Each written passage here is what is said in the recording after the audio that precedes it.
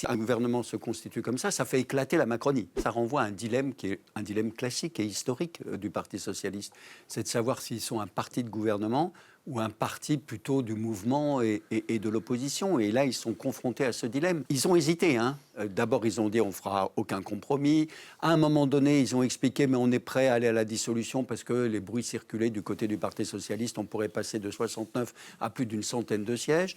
Et puis là, on sent que peut-être on peut saisir cette opportunité. Et d'autant plus que le Cornu leur a fait des propositions. C'est un peu, moi, ça me rappelle la chanson de Jacques Brel. Tu as voulu voir Vesoul, tu as voulu le 49.3, je te l'ai donné. Tu as voulu un peu d'impôt, je te l'ai donné.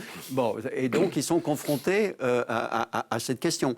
Est-ce qu'on va au gouvernement? Il y a des risques. S'ils y vont. Si ça se fait, je suis bien d'accord, moi j'y crois pas, personnellement, mais supposons que ça se fasse, qu'il y a un gouvernement avec des personnalités de gauche. Alors vous avez dit non censure des LFI, je voudrais voir, mais surtout une partie de la Macronie devrait l'accepter.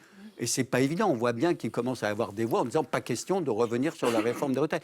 Cela dit, si un gouvernement se constitue comme ça fait éclater la Macronie. Ça l'a fait éclater complètement. Oui, entre ceux qui vont dire il n'en est pas question et ceux qui vont dire finalement pourquoi pas. Moi je pense qu'ils se prononceront en fonction d'un seul paramètre. C'est l'attitude non pas de la CGT mais de la CFDT. Si la CFDT dit on peut dealer de nouveau. Je pense que le Parti socialiste pourra dire on suit la CFDT, on va essayer de faire ça dans une attitude responsable. Et là, c'est une manière d'essayer de se différencier. C'est risqué, c'est un calcul très risqué, mais on essaye de se différencier par rapport à la France insoumise. Mais on a l'appui d'une organisation syndicale qui est la première organisation confédérale actuellement.